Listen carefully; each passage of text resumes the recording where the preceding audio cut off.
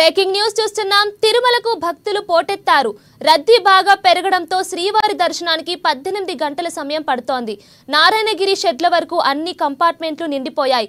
భక్తులకు ఎలాంటి ఇబ్బంది కలగకుండా ఆలయ అధికారులు అన్ని ఏర్పాట్లు చేశారు.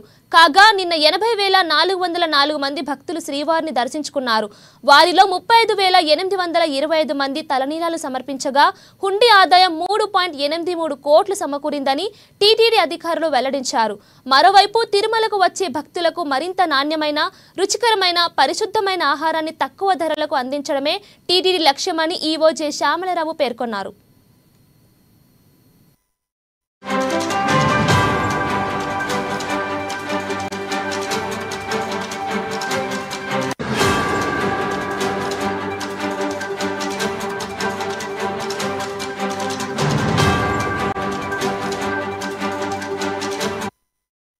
బ్రేకింగ్ న్యూస్ చూస్తున్నాం. తిరుమలకు భక్తులు పోటెత్తారు.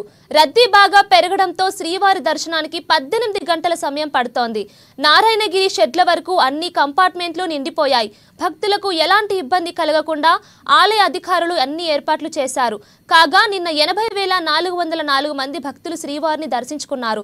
వారిలో 35,825 మంది తలనీలాలు సమర్పించగా హుండీ ఆదాయం 3.83 కోట్లు సమకూరిందని టీటీడీ అధికారులు వెల్లడించారు.